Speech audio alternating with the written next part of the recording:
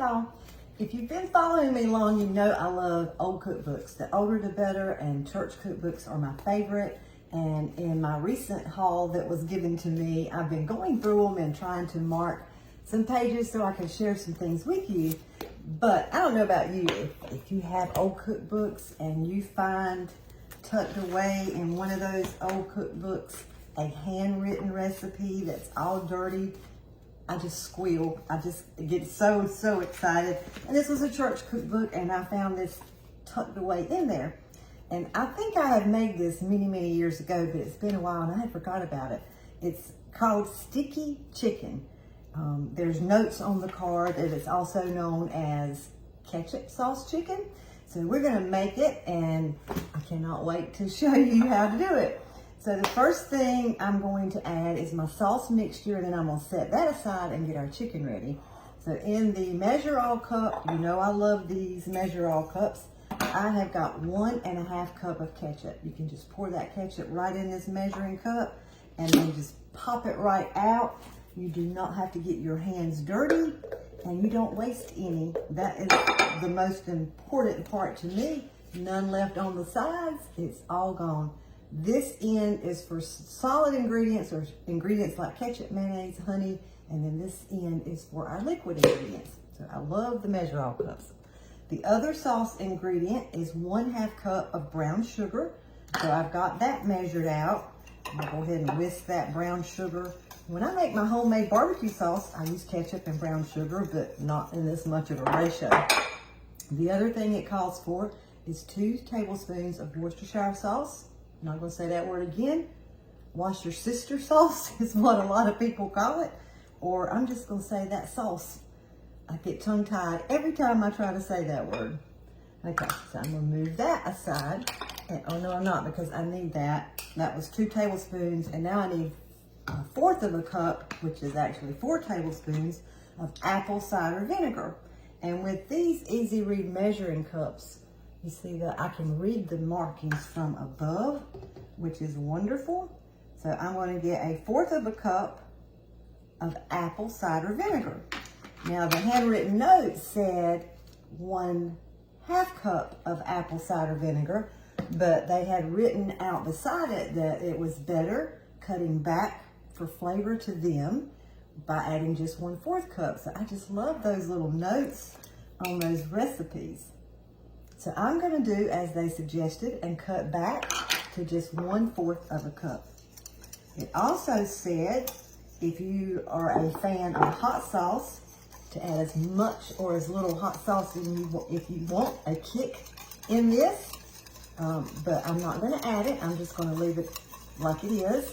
And it also said if you like extra sweet, drizzle some honey in this sauce. But I'm not gonna do that either. I'm gonna do just the original sauce ingredients. Okay, so I've got that whisked together, and I'm gonna set it aside. So now I had some chicken. I'm using thighs. They said you could use any type of meat you want, preferably bone in, skin on. So I've had this chicken soaking in my refrigerator in salt water. It's just something that my grandma taught me to do, so I still do it. So I'm not gonna add salt to this recipe. Now, the next thing I'm gonna do is add buttermilk. It says you can use whole milk, but buttermilk is the best, so I'm gonna use buttermilk. Normally, I will flour is the other thing, and buttermilk everything in one pan and give it a good shake in here, because this is leak proof and it doesn't spill. But today, because I have more chicken than I think I need to do that with, I'm going to use another tip on this little card, and that is to put your chicken in a Ziploc bag, not to dirty a dish. So I'm not doing it not to dirty a dish because I've already got a dish dirty, but I'm doing it for to have more room to shake that flour. And just to give you an idea of not dirtying a dish, maybe you took your chicken out of the freezer and it might already be in a Ziploc bag. So there we go. All right. So now I'm going to first pour in, I've got 1/2 cup of buttermilk. So I'm going to pour that in. And I like to go ahead and shake mine just a little bit. Make sure that buttermilk is getting coated over all of it. Sorry, I know that's noisy. I can't wait to cook this. It's going to bake an hour, so it's a meal that you need to plan ahead for your cooking time. But went right in the oven, so you can go off and do your own thing. It's not that we've got to have to babysit it. It's just going to stay in the oven and cook for 1 hour. And that's long. That's kind of a long time for me. I don't have any patience, or much patience. Okay, so it says 1/2 cup to 3/4 cup flour. I'm going to go for the gusto and go ahead and put 3/4 cup. If I have some left over in the bag, I'll just have it left over. And move that out of the way.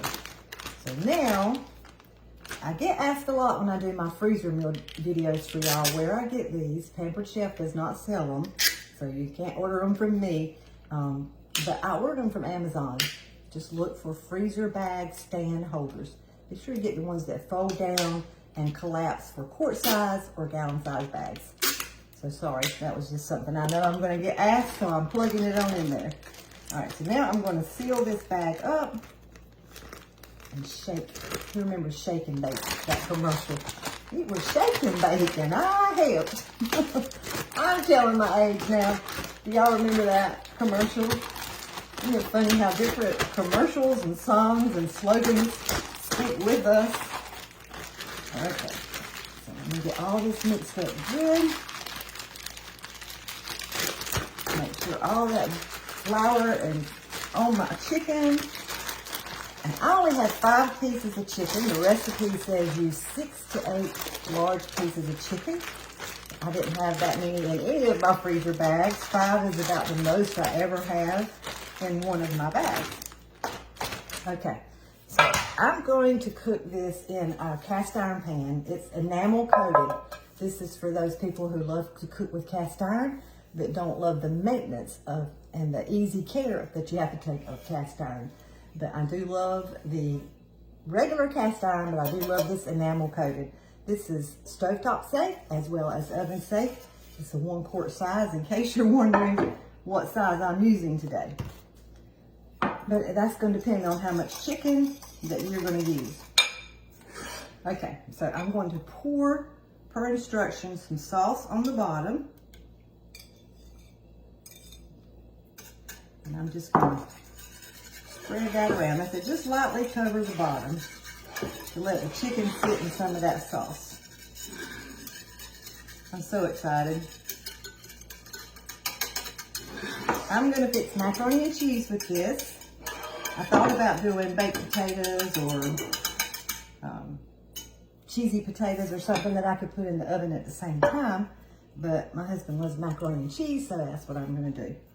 All right, so now I'm going to put my chicken in, and that's it. I'm going to pour the rest of my sauce back over it, and then after it bakes, I'll come back on and let you see that flour is coated very well on this chicken. Skin side up per instructions. So I imagine that skin's going to get nice and crispy. Ooh. I don't know about y'all, but when I buy chicken at the grocery store, I go ahead, I like to take it out of those packs, even if it's in the amount that I think I'm going to be using. I still like to take it out and wash it really well and make sure it's good and clean before I put it in the freezer. And that's wanting to stick already to this bag with that buttermilk. Man, it's going to be so good. And now I can just throw this bag away. All right. I didn't have a lot left in there. Let's see. Well, you can't see. But there's not much left in there. It pretty much coated it all. So now I will pour the rest of this mixture on top. Just going to drizzle that on top. I think y'all can see what I'm doing.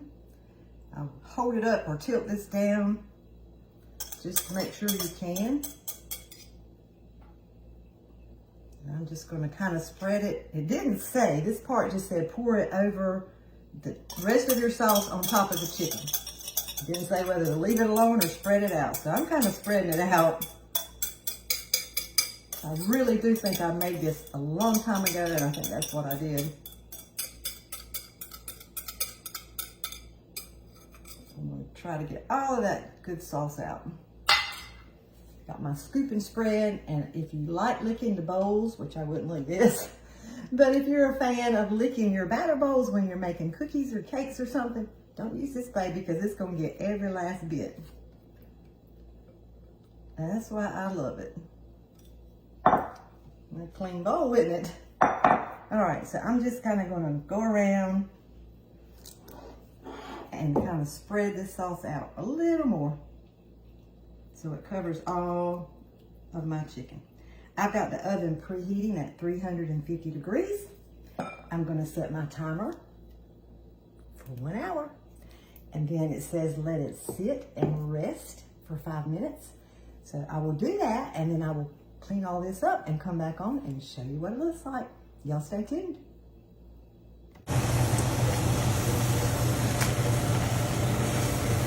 Okay, y'all, it is done, and I have let it sit just for 5 minutes, and I went ahead and took one piece out. It smells amazing. It almost smells a little bit like my barbecue sauce, and I put vinegar in mine also. So I went ahead and got one piece out. So I'll tilt this down so you can see more of it and me. My husband's gonna be very excited, y'all. You know, if you watch me often, you've seen me make homemade mac and cheese before, but there's something wrong with my husband. This is his favorite. It's gotta be Kraft mac and cheese powder, not the cheesy creams. So I did that for him because that's his favorite. And I used our saucepan, and it's got little drain holes on the side. And I didn't have to babysit it much either because I put the no boil over lid on top, and I got a quick video clip of that for you. So he's gonna be super excited. Now, one thing he doesn't know, and he's not here yet, so once it's done, I shred a little bit of my own cheddar cheese in there just to give it a little more homemade flavor. And he don't know that, but I do. But he loves this Kraft macaroni and cheese. So Kraft macaroni and cheese, oh, I dropped some. It shall be. Let me get my napkin. All right, so now for the grand reveal, I'm gonna cut a piece open. Or cut a piece off so you can see. The recipe card had the note on it that said, be sure to get a big spoon, because you're going to want to spoon it over whatever side you're having with it and spoon more of that sauce from the chicken on your chicken when you cut it up. So, I got right here where the bone's at. I'll just get a little piece. It's cooked completely through, which it ought to be in 1 hour. So let's taste. The chicken is so tender, and that sauce is on point. Definitely, I can recommend that you try this. Oh my goodness. Y'all, it has the best flavor. It is just delicious. So tender, and the flavor is just amazing. So that is it, and as always, I will share this recipe in the comments. And it was a lot of ketchup, so I was a little bit worried, but I hope y'all will make this because it's what we call in the South one of those slap your mama meals. Is so good. But we really don't slap our mamas. But anyway, I will share this recipe with y'all, and I hope you make it. Please do make it. And if you do, let me know what you think. Thanks. Y'all have a great night. Bye-bye.